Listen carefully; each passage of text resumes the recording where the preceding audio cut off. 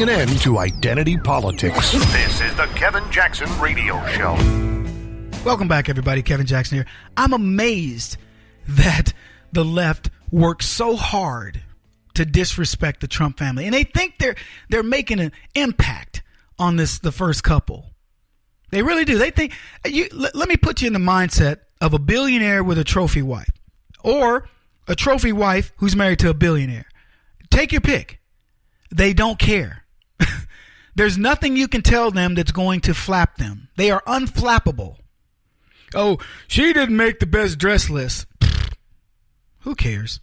Do you think Melania Trump's going, gosh, Donald, I cannot believe that they didn't put me in Vanity Fair for the best dressed. I mean, I feel as though I dress better than Michelle Obama. I don't even know how Melania talks because I don't hear her talk very much. But do you think she's concerned? Do you think she was concerned when Sophie Thiolette said, I won't make her, I'm not going to make Melania Trump dresses. I dress Michelle Obama, but I won't dress for Melania Trump. Do you think Melania Trump was like, oh my gosh, what am I going to do? The woman who dressed Michelle Obama, and I'm using my finger quotes, the fashion designer. You have to say that like Elmer Fudd because you can't take it seriously. The fashion designer. Because you can't take it seriously. Sophie Thiolette, if you dressing Michelle Obama is your definition of being a fashion designer, then Kevin Jackson is a fashion designer. I'm a fashionista. I should just become gay and put on a fedora and go, okay, I'm now a fashion designer because Sophie Thiolette can be one, so can I.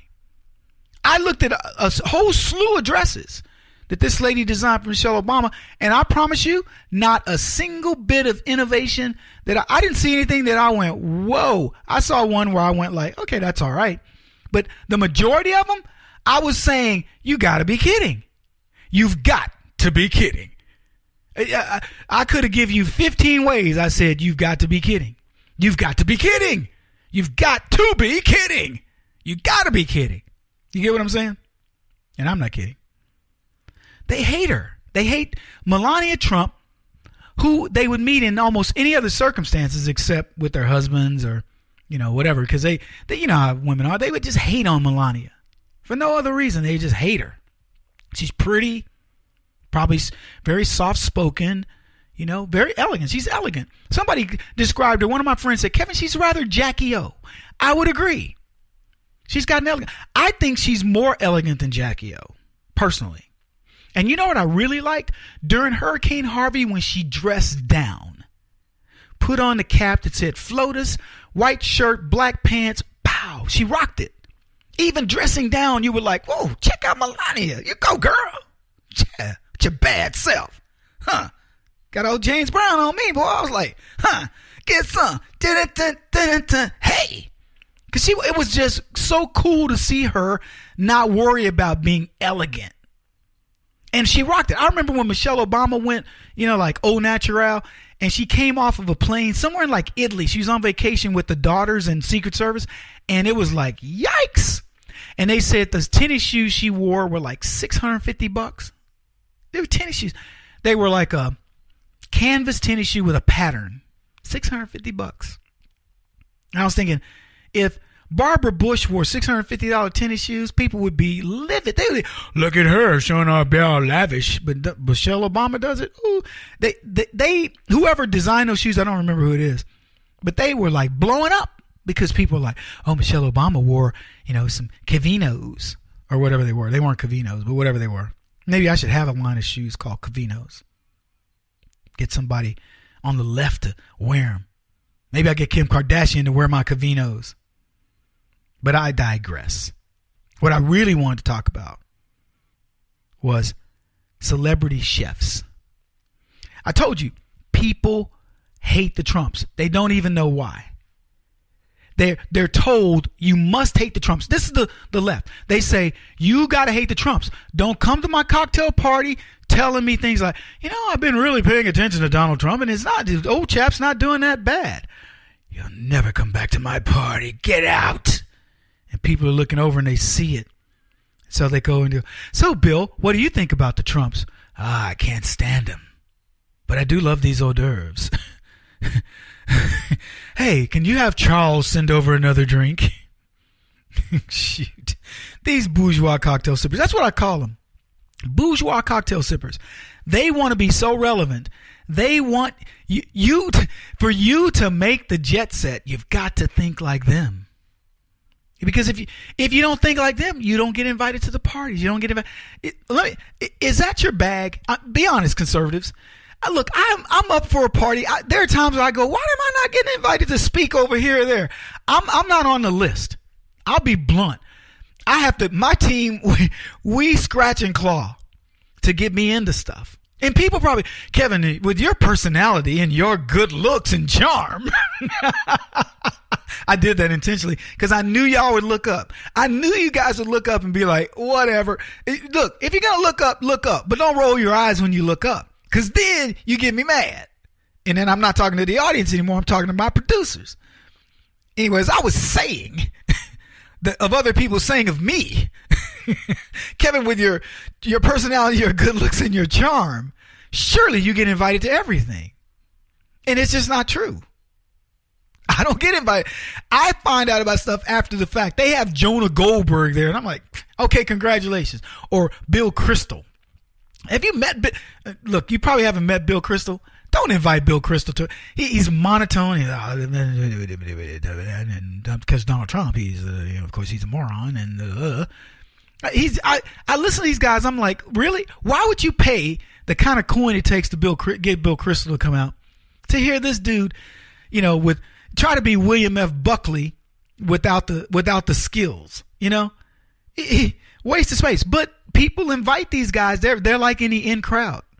And those guys are in the in crowd because they don't like Trump. So they get two sides of the fence. They got the rhinos and they got the Democrats because they can go to anything. So they charge Democrats $25,000, $50,000 to come bash Trump. If I wanted to make that kind of money bashing Trump, I could just go, yeah, man, I switched over. Donald Trump is a mess. And if I put the word out or a press release, leftists would light me up. Kevin, we'd love to invite you to our gathering. Rhinos would light me up. I'd be speaking at Paul Ryan's house with people opening their wallets up to give me money on the fly. That's just how it is. They can't stand Trump. And you know why? It's very simple. Trump is successful. Trump is accountable. I'm not talking about successful in his own right as a person. I'm talking about successful as a president. As much as they've tried to throw things in his way, thwart him at every turn, he's successful. This travel ban. You guys heard about this? Travel ban. Gone. I mean, it's in place. They finally approved it. Any hoopla over that? No, maybe we'll talk more about it in a bit. Because I want to talk about Hollywood and their hatred of Trump for no reason, not even knowing why. It's like black people hate Republicans, and you go, why? Man, because they invoke slavery. No, they freed the slaves. Oh, man, you lying. Democrats freed the slaves. Nope. Abraham Lincoln was a Democrat, boy. No, he was a Republican. And you could go on. I could tell you the silliest stuff I've heard from black folks that's completely wrong. And you start straightening them out, and they're like, oh, dude, I'm going to have to look that up. Well, it would be the first thing you've looked up. Anyway, Anthony Bourdain, I can't stand this guy. And, I watch a lot of cooking shows. I know, secret shame. I've revealed it. And occasionally, say yes to the dress. Just as a drive-by, but I'll get stuck on it because I'll see some girl acting nutty and I got to watch it. And occasionally, Rich Housewives, because it's the same reason. I'm not seeking these things out. My TV may just be on it because of the previous thing I was watching on that channel. Don't try to judge. Don't judge me. Anyway, Bourdain says he would dish poison if Donald Trump and Kim Jong-il made reservations for two. Yeah, they He has a show called Parts Unknown. And it's funny, I would see this guy. He's a good-looking guy, chef guy, typical. He looks like Sam Malone kind of thing. And on Cheers. And I would see him and I was like, oh, he seems like a good guy. He's a chef, very respected. And when I just saw him as a chef, I liked the guy. Then he started getting political. And it's okay. Look, if you want to tell me I like Hillary, I don't like Trump, no problem. But when you say, I would poison the president. And then he essentially equates him with Kim Jong-un by saying, here's what he says. He calls Kim Jong-un a chubby, evil little F. I've heard this guy on other shows, Unplugged, where on cable, and the dude is foul. He's a foul-mouthed bully that's too caught up in the idea that he can throw some ingredients together. When did chefs get this rock star? I mean, look, I love going to Spago and eating at, different chefs' restaurants and all that.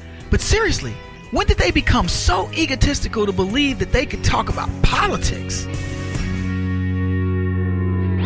He won't stop until he's the top-rated radio talk show host in America. What kind of weird competitive freak are you? This is the Kevin Jackson Radio Show.